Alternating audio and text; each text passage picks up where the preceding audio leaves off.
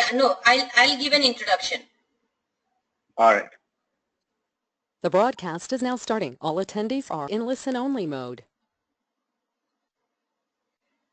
Good afternoon, everyone. I am Sulakshana, host for this webinar on behalf of Wadhwani Foundation National Entrepreneurship Network. As we begin the session, I'd like to take you through the phenomenal job that WFNEN is doing in supporting startups, early stage and growth stage entrepreneurs, and SMEs to grow their business.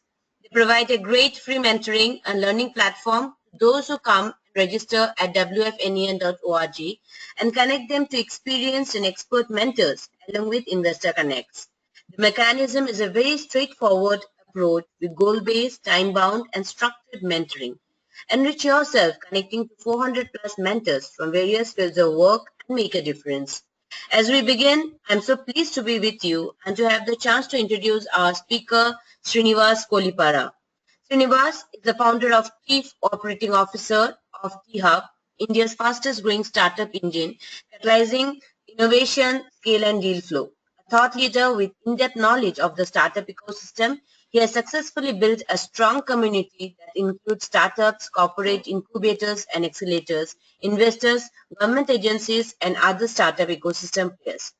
Under his stewardship, T-Hub has emerged as a force to reckon with in the startup ecosystem in India, and his initiatives have put Hyderabad on the global map as one of the fastest growing and most dynamic startup communities in the country.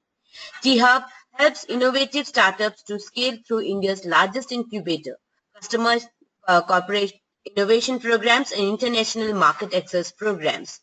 As we begin, request participants to mute audio appliances. After the presentation, we would have a discussion session of around 20 minutes with Srinivas who would answer your questions. So please send me relevant questions over chat, which would be answered at the end of the session. I would love to hear your feedback on today's session. Your input and suggestions for future sessions are invaluable to me. So please give your feedback on the poll and survey. Without further ado, please join me in welcoming Srinivas. Over to you, Srinivas. Thank you, Sulakshana. Good afternoon. Welcome, everyone. I'm going to be going over the basics of the Startup India policies. As I'm sure you know, the government's been working on making life easier for startups throughout the country. This is going to be just an overview session, simply because there are so many policies that apply. I'll go over the basics, and of course, during the question and answers, we can go into more detail on some of the areas that you have questions on. So before I start, I wanted to tell you a little bit about T-Hub itself also. T-Hub is what we like to say is that we're India's fastest growing startup engine, and we're catalyzing innovation, scale, and deal flow. We work closely with many different partners. The Wadhwani Foundation holds a particularly dear place in our hearts. And our mission is actually to catalyze the creation of a community, but more importantly, to find and scale amazing startups. So that's how we're involved with our state government and the central government, and we're doing many different activities. We anchor this ecosystem with a building that we currently have, which we say is the largest building dedicated to entrepreneurship, and we're actually building one of the world's largest buildings. So without further ado, let me take you on the journey of why to register as a startup with Startup India. So as many of you know, there are several reasons for it, but here are the basic ones that I want to focus on. Self-certification, startup patent application, public procurement,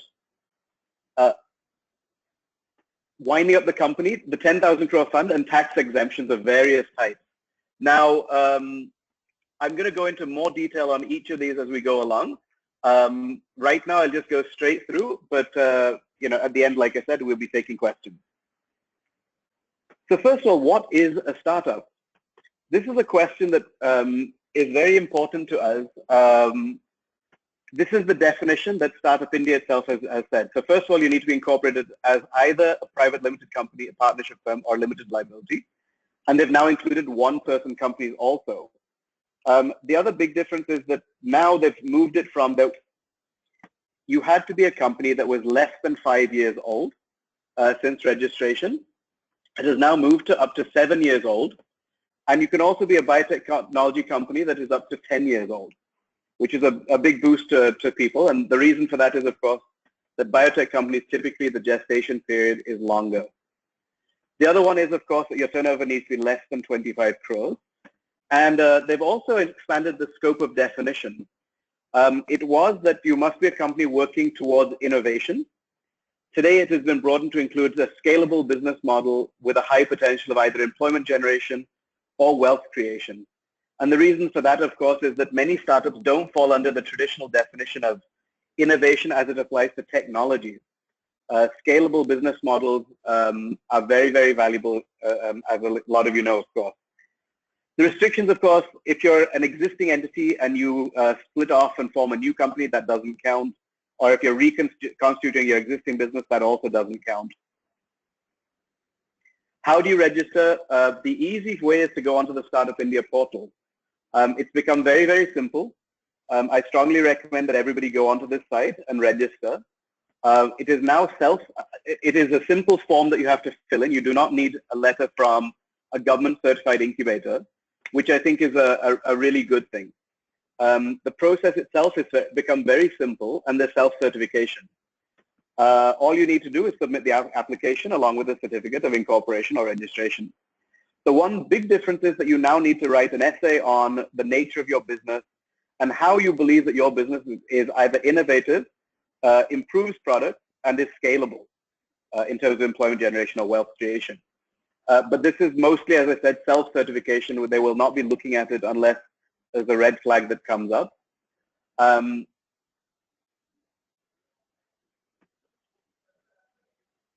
As of today, we've got about just over 1,300 startups that have been recognized, and only 39 of those have been approved for availing tax benefits. I'll tell you a little further along about what you need to do to avail the tax benefits. So just registering a startup does not get you tax benefits today, but it does get you the earlier set of benefits that we mentioned. So what is self-certification?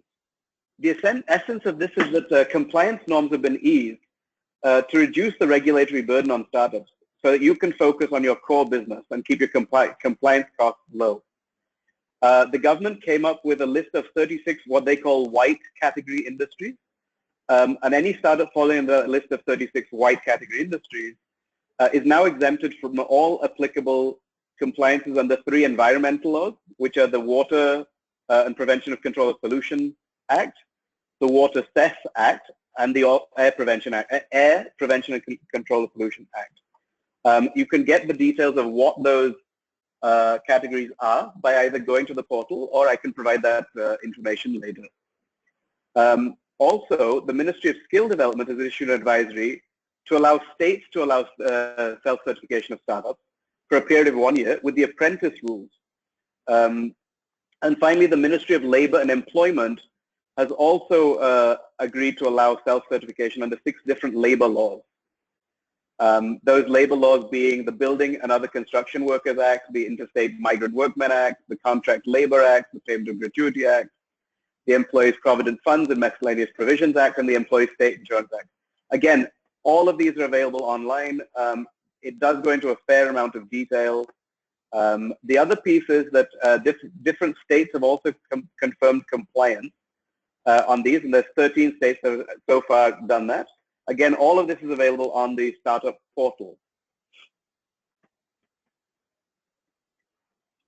The other thing that I just want to mention is that the inspection has been upped from 2 years to actually 5 years, not from 3. And the only reason that they will inspect is if somebody actually complains about it. Otherwise, they trust that the self-certification that you have given is true. So one of the big benefits, of course, is the startup patent application. Today, you can actually fast-track your patent. As most of you know, filing a patent has not been easy until now. It takes a considerable amount of time, and it is costly for many people.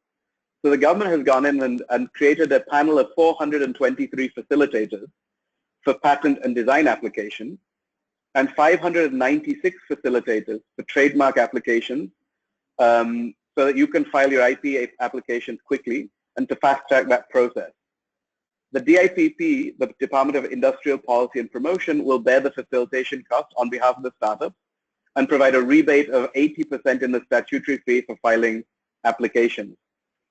Under the scheme so far, about 200 patent applications have been filed already and have received the benefit of up to 80% rebate and free legal assistance. And overall, over 350 startups have benefited from the scheme in some form or the other. 35 startups have also availed of benefits of fees rebate in expedited examination filing fees. So you can actually file an expedited examination, and that also will be given back to you. The Trademark Rules 2017 were recently amended to provide a 50% rebate in trademark filing fees also to startups. Public procurement is another area that startups that are a little further along could benefit from. So if you're a company that has a product today, you can actually apply for contracts with the state and with the state government. The Ministry of Micro, Small, Medium Enterprises actually relaxed the norms for public procurement. And they've notified all central, the Department of Expenditures also notified all central ministries that the conditions that of prior experience, depending on what the contract was, their levels of prior experience and prior turnover were required. Those will now be relaxed for startups, subject of course to meeting quality and technical specifications. And the Department of Public Enterprises has also expanded the relaxation to central public sector undertakings. So this is great news for startups that are ready to sell to larger companies like government organizations. This, of course, with the startup world being as precarious as it is, many companies do need to wind up at some point. It has been very, very painful until now. And so the government is doing their best to make that much easier. The Insolvency and Bankruptcy Code 2016 was created and created a new procedure for voluntary closure. And what they're guaranteeing is that the startup will be wound up within 90 days from making the application, which is a really big boost for companies that do have to go through the unfortunate step of winding up. Provisions related to liquidation were notified on 9th of December, and the Ministry of Corporate Affairs just notified, 16th of June, little while back, notified the relevant sections for the Bankruptcy and Insolvency Code Act pertaining to the fast track process also. This actually applies only to startups, not partnership firms, as defined by DIPP. So these, of course, are all reasons for registering yourself as a startup on the website. There is a 10,000 crore fund, as I'm sure many of you have heard. The fund of funds actually goes to support innovation-driven startups and is managed by SIDBI. So what happens is that the fund of funds invest in SEBI-registered funds, which in turn will invest into startups. So it doesn't invest into startups directly. It's a total corpus of 10,000 crores that will be distributed over a period of 4 years.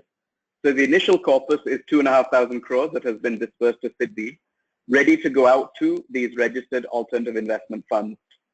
So far, 623.5 crores have been committed to 17 funds, and about 600 has already been released out of that 623.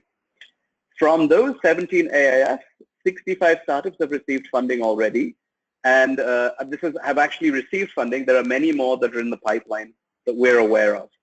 So this is a longer-term game. If we fund funds themselves, then that will trickle down to startups, is the belief.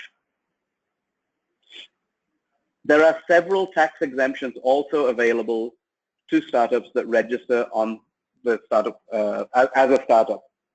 The Finance Act 2016 made a provision for startups to get income tax exemption for 3 years in a block of 5 years if they're incorporated between 1st of April 2016 and 3 years from there, 31st of March 2019. In this last budget, the government increased the period for eligible startups to 7 years. So that means that you get tax exemption for 3 years out of that out of the first 7, and you get to choose what those 3 years will be. The other piece of this is that in order to get those benefits of tax exemption, you actually need to get a certificate of eligibility from an interministerial board.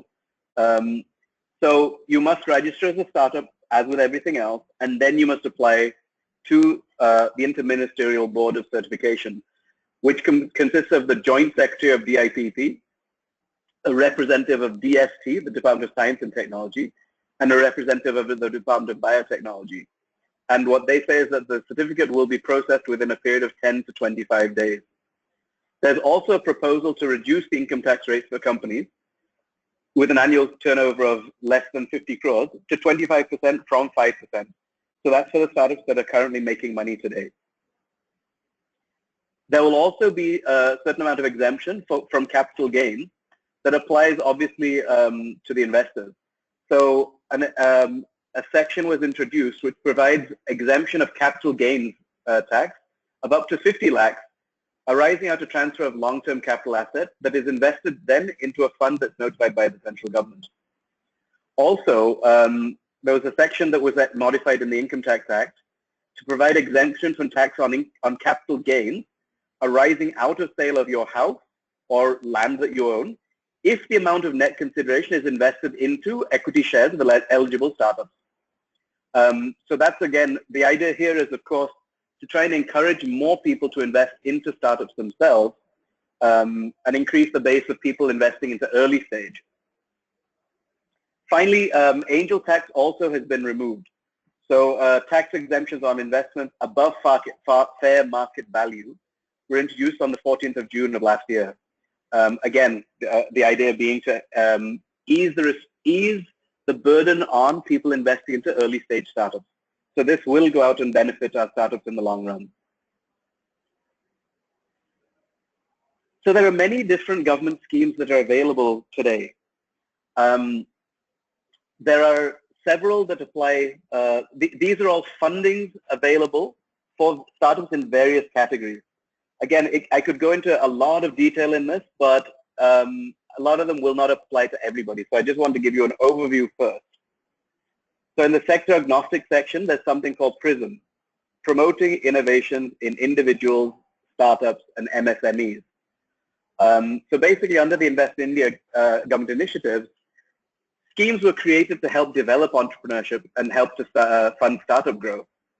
So the idea was, can we create certain funds to help different companies of different types?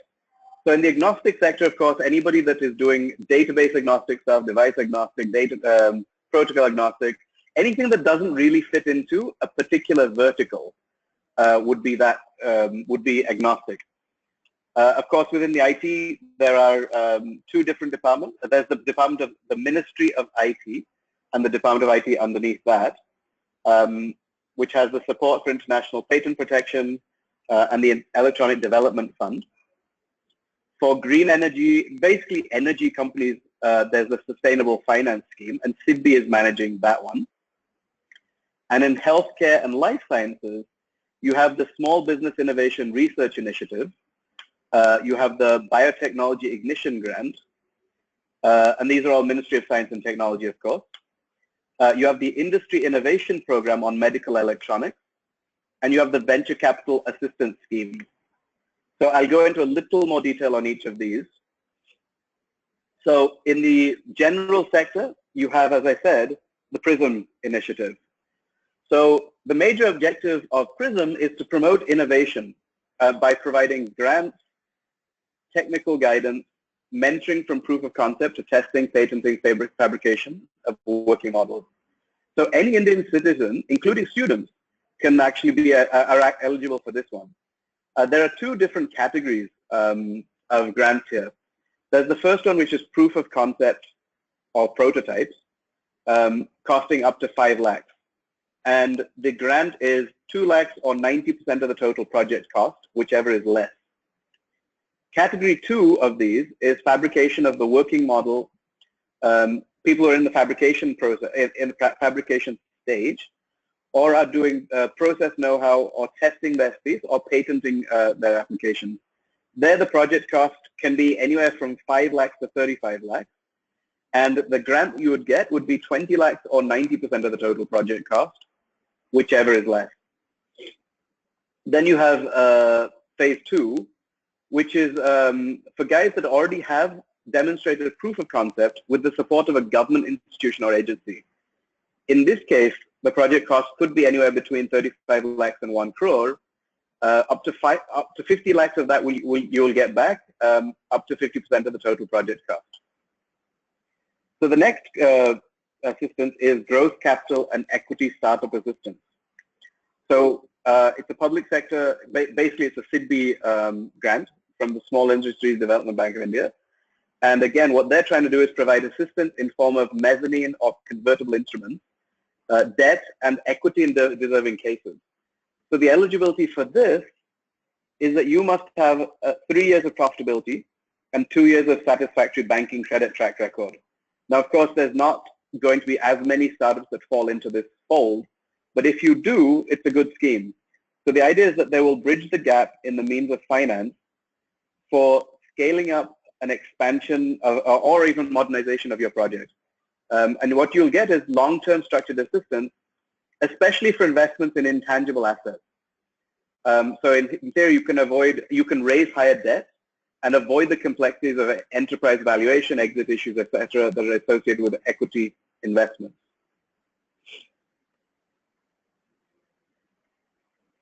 In the IT sector, the Ministry of IT obviously has the support for international patent protection, and this is an extension of the patent protection that we talked about earlier.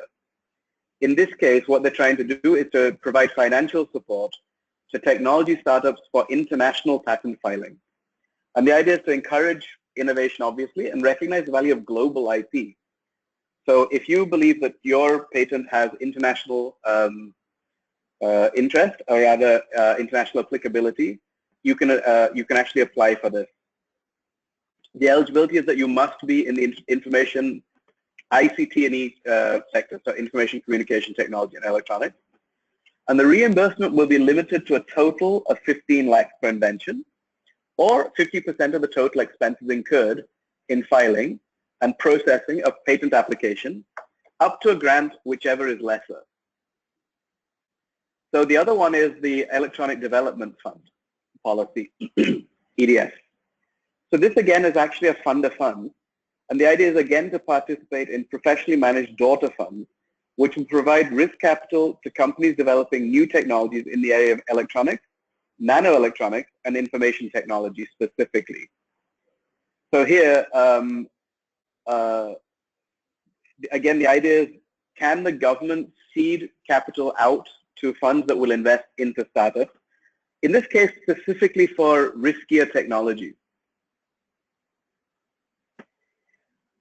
In the energy sector, if you're playing in clean energy, renewable energy, or even non-renewable energy, the Small Industries Development Bank of India, again, is looking at sustainable finance. So the purpose is to assist the entire value chain of energy efficiency, cleaner production, and sustainable development projects which lead to significant improvement in either energy efficiency or cleaner production, specifically for startups and MSMEs.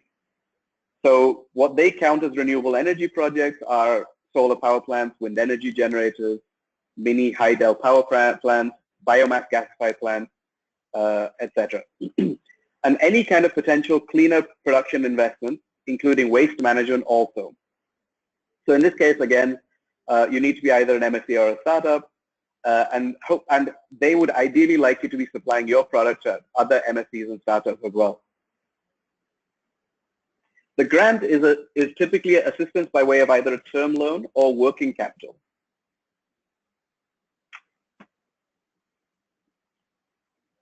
In the healthcare space, moving on, Ministry of Science and Technology has quite a few different schemes. I've listed out the 4 biggest ones. We have the Small Business Innovation Research Initiative.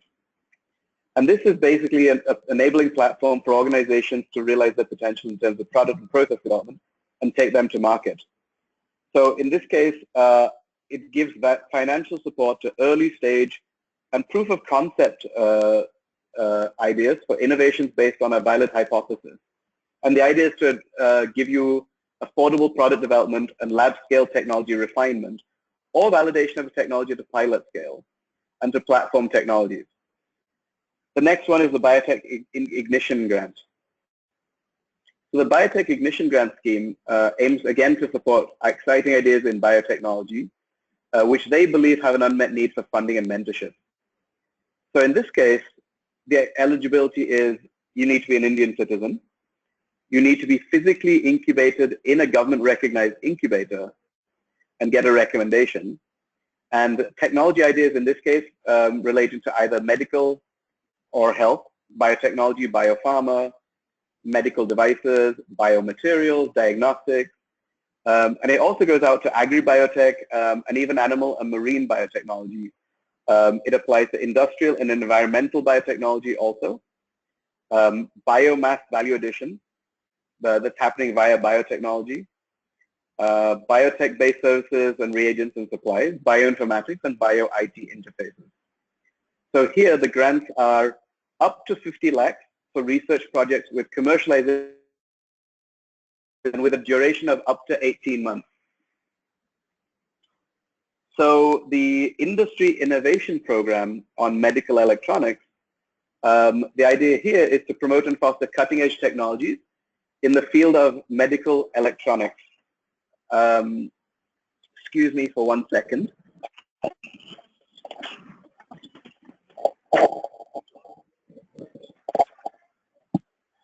Sorry about that. What I was saying is that the IIPME aims to promote and foster cutting-edge technologies, in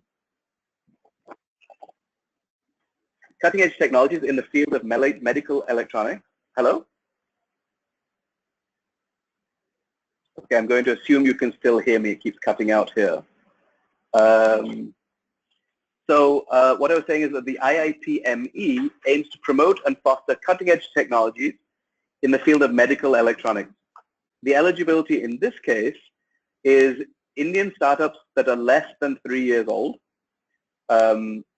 obviously, have 51% ownership by the founders, and ideally has DSIR recognition. So the grant is a seed grant of 50 lakhs for 18 months. If you're in the early transition phase, you'll get a mix of a grant and loan for 24 months. Finally, the Venture Capital Assistance Scheme, SPARCH. So the scheme intends to create a pool of social innovators in the biotech arena who will identify the specific needs and gaps in healthcare and bring cost-effective healthcare to vulnerable populations. In this case, the eligibility is that you should be either in the idea to proof of concept stage, and any biotech startup that's Indian, incorporated on the Indian Companies Act, applies. Also, you should have at least half of your people, half of the people within the company need to be Indian. If you're in the proof of concept to validation stage, it's fairly similar. In fact, it is exactly the same. The applicant, of course, needs to own the background IP on which the proposal is made. And the grant in aid assistance, if you're in the idea to proof of concept stage, is up to 50 lakhs for a period of up to 18 months, and up to 50 lakhs over a period of 24 months if you're in proof of concept to validation stage. So the last thing I want to tell you before I open up for question and answers is that you can go to startupindiahub.org.in. This just launched last week. In fact, I took part in the panel that took place just before we launched the website. The website actually has details about every single one of these schemes. It also has a learning component, and you can access resources like market research reports and tools and templates. And finally, you can actually look and see a list of startups, mentors, investors, and incubators, and all of the things that we talked about. So for example, for IP, who are all the facilitators in your region that could help you with the patent application, etc. It's just been launched, and so you can't find literally everything there, but most things are up already. So whatever you need clarifications on that you don't get from this session today, you will be able to get on that website. It's very comprehensive, and it's getting stronger every day. So that's what I want to start with right now. But what I was thinking is if we could move on to get some question and answers from you guys, that would be great.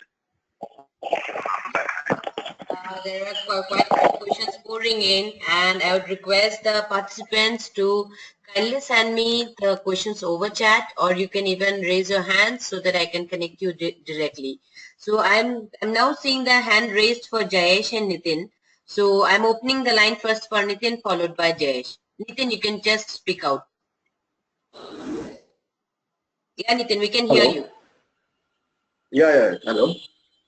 Yeah, Nitin, Hello? we can hear you. You can ask your question to Srinivas. Hi, Nitin. Hello, Nitin. Okay, so I'm not hearing from Nitin. So the question that he had asked was, how many days is required to register startup under Startup India program? So if you're registering just for, if you're just registering as a startup for those initial set of benefits that we talked about, you just go online, and it's a form that you can fill out yourself. It's actually pretty much instant. You fill out the form, it's self-certified, so you will get recognized pretty much immediately. If you need a certificate, that takes approximately 2 or 3 days. Of course, if you want to be registered as a startup for tax benefits, as we mentioned earlier, that's a longer process. You need to finish out this one first, I get registered as a startup, and then apply to an interministerial board.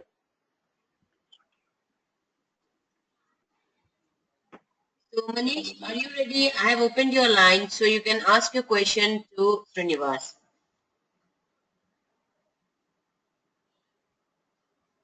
Oops. Hi, Manish. Hi, Manish.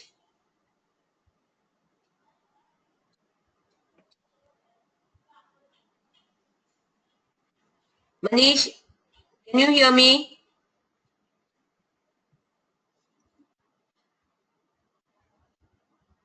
Jayesh, can you hear me?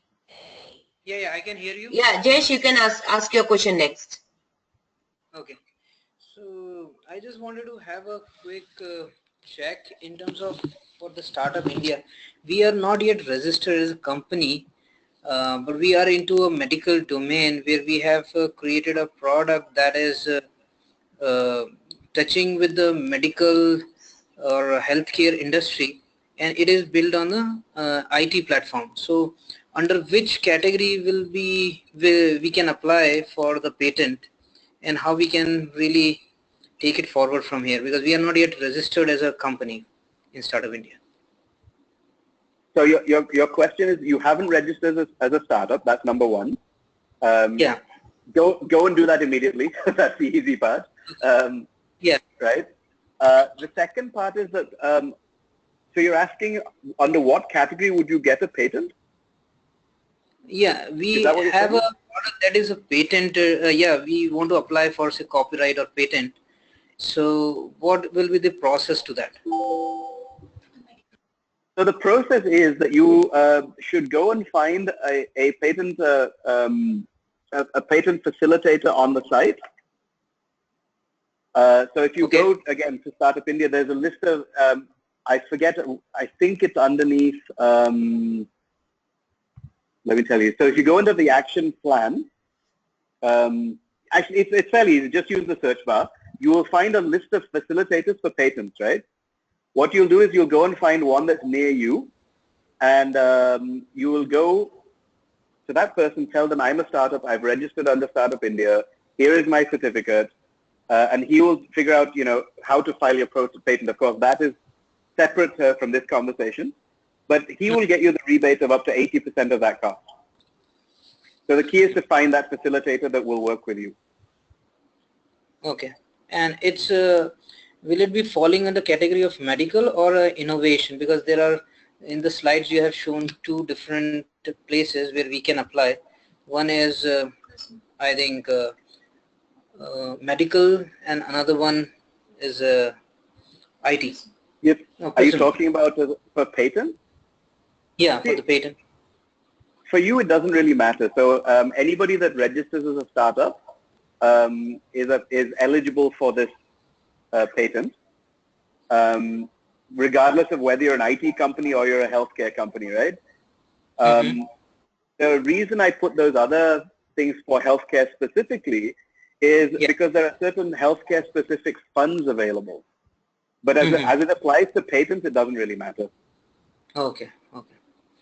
Okay. And we are approaching CII for getting this patent and copyright, and they are asking us the complete details in terms of the way it has been coded and the programming and other things.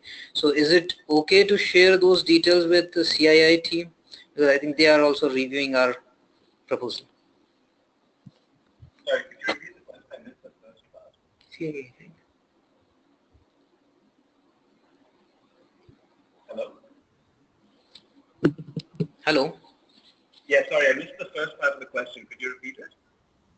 You've applied So we to CII? we have approached to CII for applying the copyright and the patent already. Okay. And they are asking us the details about the complete details in terms of the algorithm that has been there.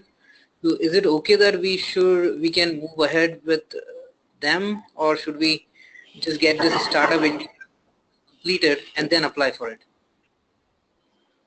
So I'm not sure. I didn't know. First of all, I apologize. I didn't know that CII even filed a patent application. They may be helping you by taking you to a patent attorney. They are copyright. We have applied for copyright, not patent. CII is in the Confederation of Indian Industry? Yes. Yeah. Confederation of Indian Industry. CII. Right.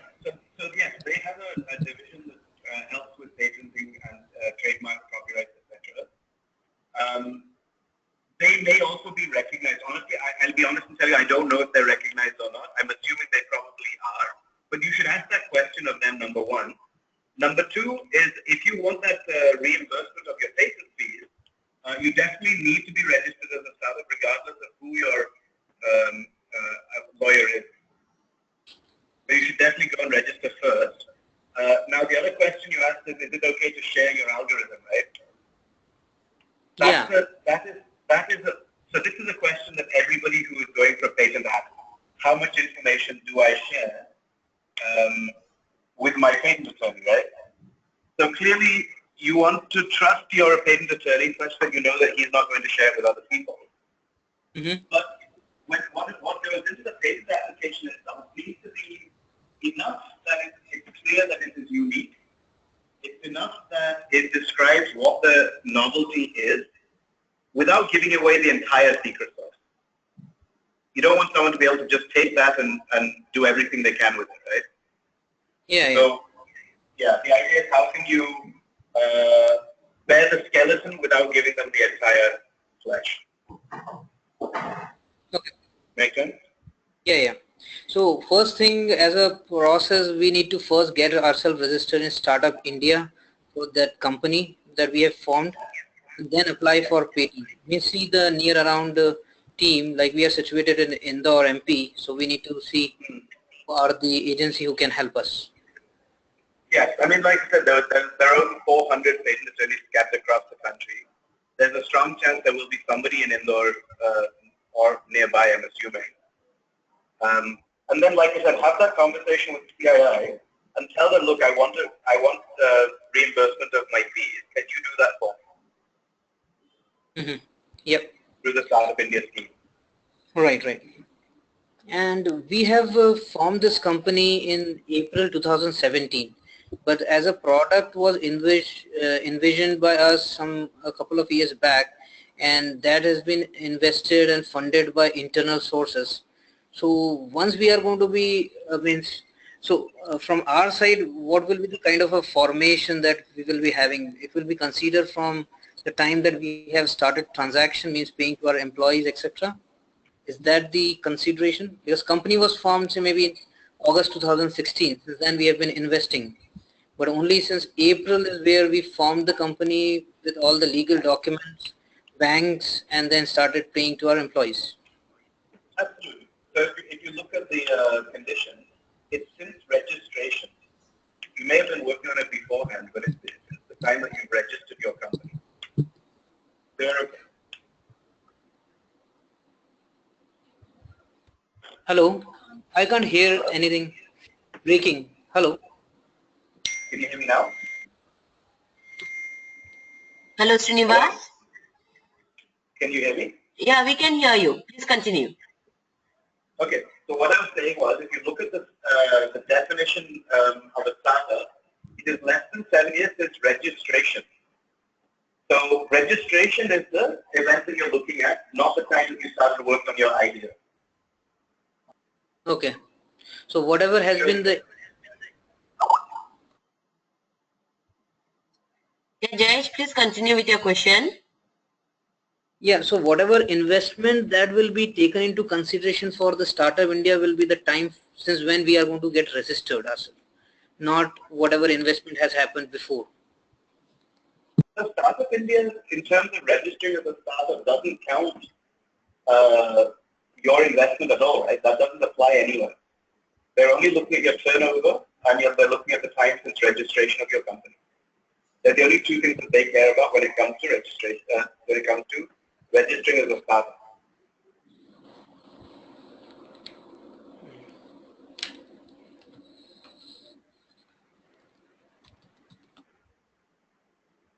Hello? Hello. So now moving to the next question from Shrey. Shrey has come back saying that all these benefits seem to be more for manufacturing oriented startups. What are the specific benefits for service oriented startup? So again, one of the, if you look again at the definition of a startup, right, it has to be working towards innovation or improving products or services, or it has to be scalable as a business model with a high potential of employment generation or wealth creation. If you're a typical services company, this will not apply to you. You will not be able to register yourself as a startup purely as a service business, unless there is clear innovation involved.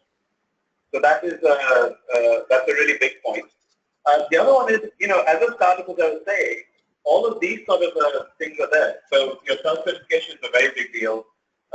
Your patent reimbursement, the fact that you can sell your product or your offering to public sector undertaking.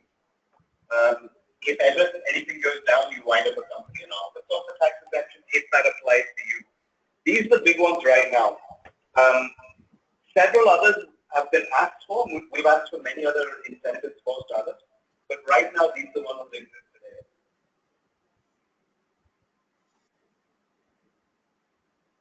today. There is one question from Sushil. He asks, hi Mr. Srinivas, is it advisable for pre-revenue startup to register? We are registered as private limited in March 2017, expecting revenues in August for our SaaS product. Are they registered already is the question. You said, is it worth registering is what you asked, right? Yes, so Sushil asked, is it advisable for pre-revenue startups to register? We are registered as private limited in March 2017, expecting revenues in August for our SaaS product. Right. I mean, there's two ways to look at it. One is that if you register, you will get listed on the government website as a startup that is a registered startup, and therefore investors could be looking at you, customers could be looking at you. If those are something of value to you, that would be one reason for registering.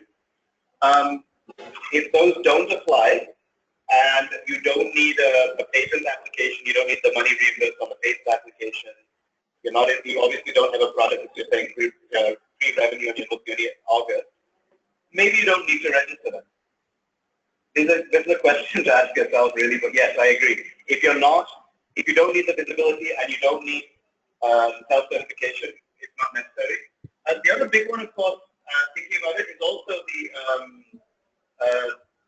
self-certification part. The fact that you have zero inspection. Now, maybe you're not complying with your labor laws already, but this is an easy way of making sure that doesn't happen. It's not a great incentive, I agree, but it could be applicable. Akash asks, could an LLP be considered eligible for being registered as startup? Would what be considered eligible? An LLP. An LLP. Yeah. LLP is absolutely, yes, absolutely. Again, private limited company, partnership firm, limited liability partnership, LLP, or a one-person company, which is a new form. So these are the four types of companies that can be registered as a startup.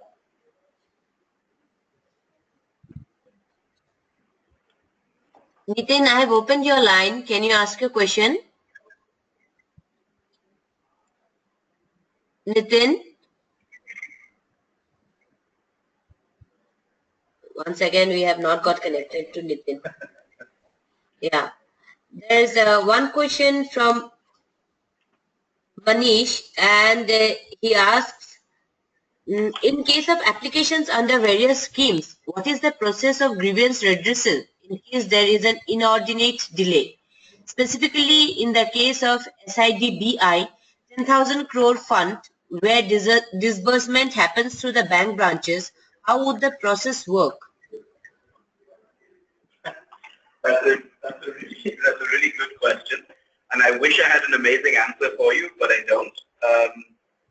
The truth is this: the schemes have been created, the money is being dispersed from the various ministries to the entities that are supposed to disperse these funds. But from that point forward, there's been no advancement in the mechanism to ensure that money is dispersed quickly. That is the truth. Having said that, the various departments are very, very aware that some of these things are getting very slowed down. And so if you actually complain on the Start India portal again, they do take these very seriously. And they will try and go to bat for you. So that's good. There's definitely an intent to speed things up. But the truth of the matter is that the execution part of this is still the same. So the only thing I can say, as I said, is if you're having a problem, complain about it on the portal.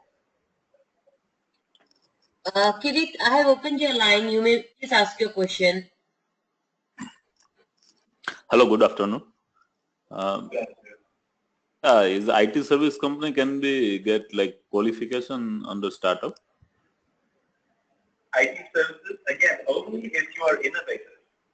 So IT services company, like, yeah, outsourcing company. If you're just a plain outsourcing company, then I'm afraid the answer is no. There has to be an element of innovation or a scalable business model. Okay, thank you. In your case, there would be MSME rules that would apply, and some of those are also being changed, but that's outside the scope of this webinar, I'm afraid.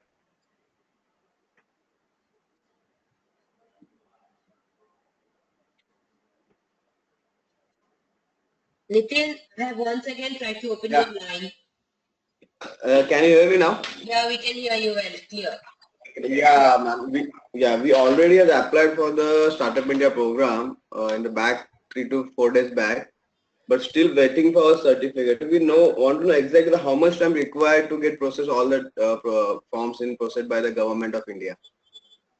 Did you apply online through the portal? Yes, I'm apply online on the portal, Startup India portal. We are not trying to get the exemption in tax benefit. We just want to register as a Startup India, as a startup in the Startup India program, not looking out for the tax exemption. Okay, you're not looking for the tax benefit. So yeah. Technically you are actually, it's self-certification, so technically you're already certified.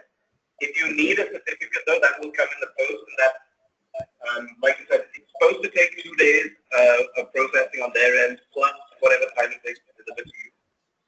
Okay. So depending on where you're based, it should be there, in the next couple of days or two. Okay. Thank you. You're welcome. There's a question from Narendra. He asks, does government have any inclination towards innovative ideas only? I intend to start up a company that provides product rental or product review platform. Will this idea be accepted as startup? If yes, which category will it fall in? Could you just repeat what kind of company he said he was? He says that he wants to start up a company that provides product rental or product review platform. So I'm not sure, that's not enough detail for me to see if it's innovative or not, but assuming that he asked the question, is it only for innovative companies, right? He did say that, right? Yeah. Yeah, so the answer is yes. All of these are only for innovative companies. They are not for regular companies. The regular companies, again, fall under the MSME category. And there are a whole bunch of incentives coming out for MSMEs also. The only thing is that I wouldn't know about those, unfortunately, because I only work with startups themselves that are innovative. But they do exist. You'd have to go to the MSME portal for that one.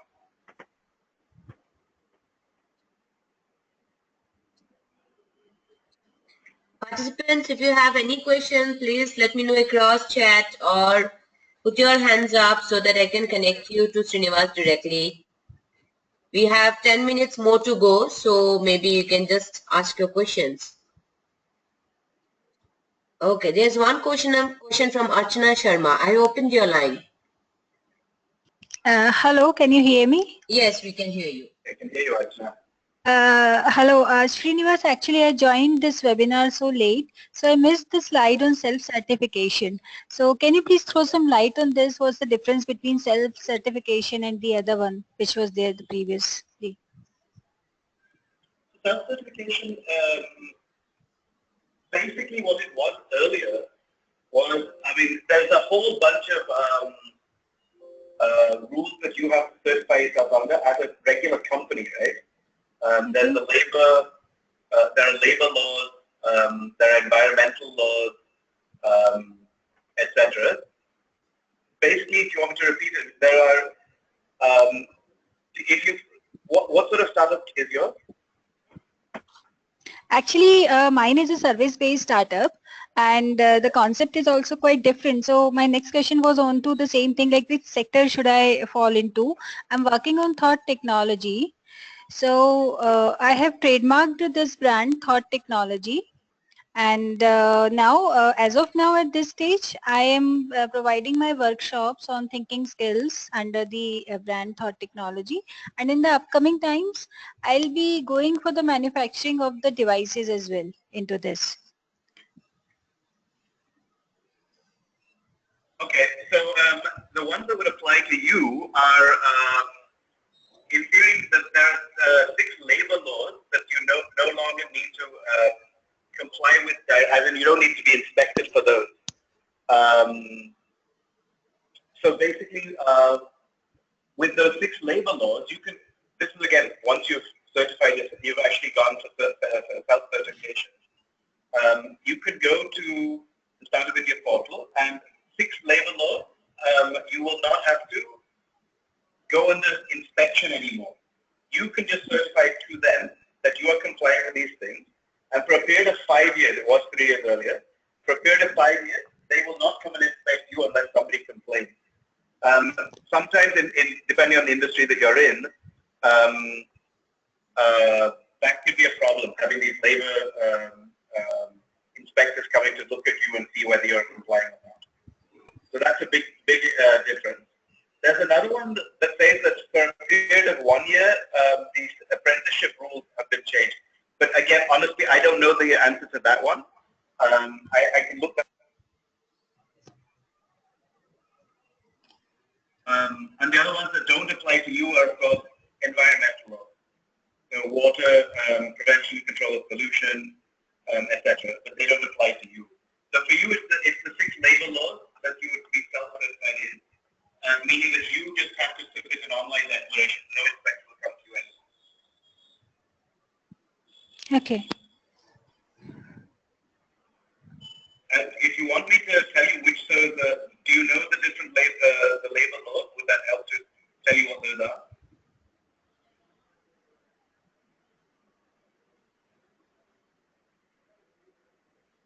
Have I lost you? Can you please repeat your last line? I missed it. I was just saying, do you want to know which are the labor laws that are now self-certified? Yes, yes, yes. So one is the Payment of Gratuity Act. There's the Contract Labor Act, the Employees Provident Fund and Miscellaneous Provisions Act, the Employees State Insurance Act, and the Building and Construction Workers Act, and the Interstate Migrant Workmen Act. So these 6 of them are now self-certified. You just have to put out online declaration saying, I'm complying with these, and no one will bother you. Okay, okay. Thank you. Yeah. You're welcome. Attendees, please, you have to be very quick. If you have any more questions, send it across through chat or raise your hand. I can connect you to Srinivas.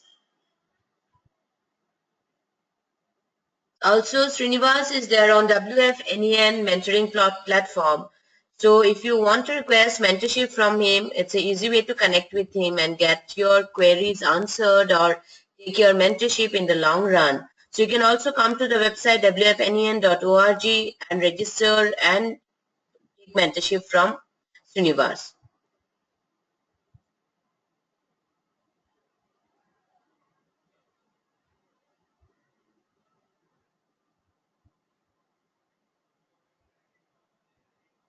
So with no more questions coming in, okay, so there's one question from Sushil. Sushil, if possible, I'm going to open your line.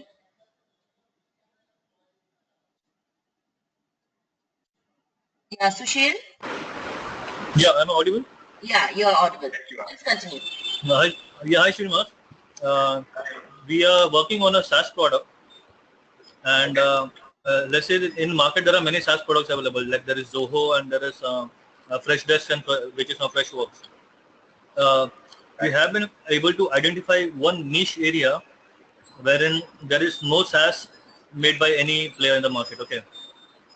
Now we have contacted our prospects. We have told them about our idea that we will be making a SaaS for you, which can be accessed by multiple clients. Okay, in the same space. Since there is no SaaS product in this space, is it possible to patent such thing? Just wanted to confirm. So the patenting itself is a complex area, right? Software in India cannot be patented.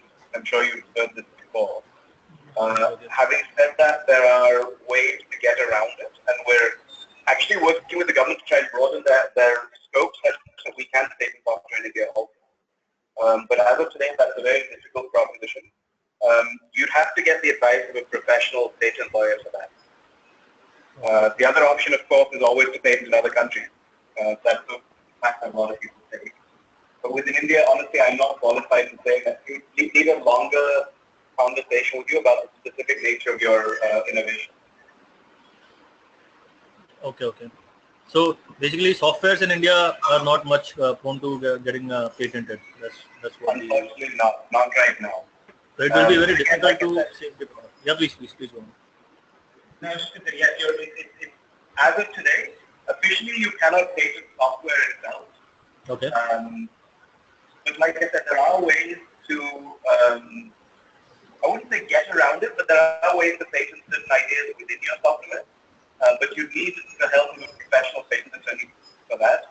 And as I was mentioning earlier, just look up the list of facilitators that are recognized by the government so you can actually get that reimbursed if that were to take place. But I would strongly recommend you get the advice of a professional IT lawyer.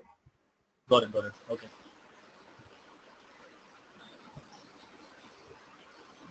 Yeah. Cool.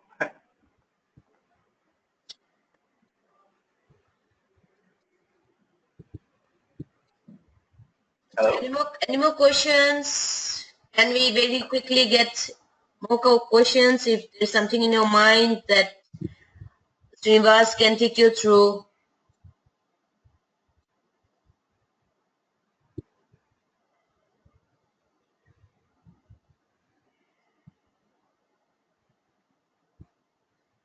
Fine then. So we are concluding this webinar on understanding Startup India policies. And it was a pleasure having the webinar session with Srinivas. I truly appreciate the way you had covered so many topics in detail and also cleared our doubts on the same.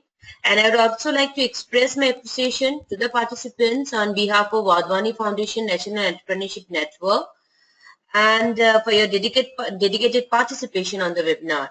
And we would be having another webinar series shortly and would like to bring to you another enriching experience. So wish you success in your endeavor. Thank you for joining.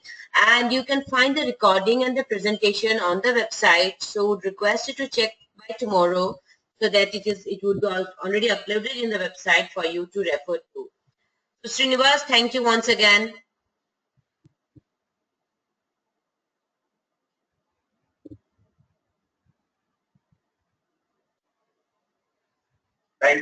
Thank you. For some reason it went on to mute. I apologize. All right. Thank you. It's been an interesting session. Sure. Thank you so much. Bye.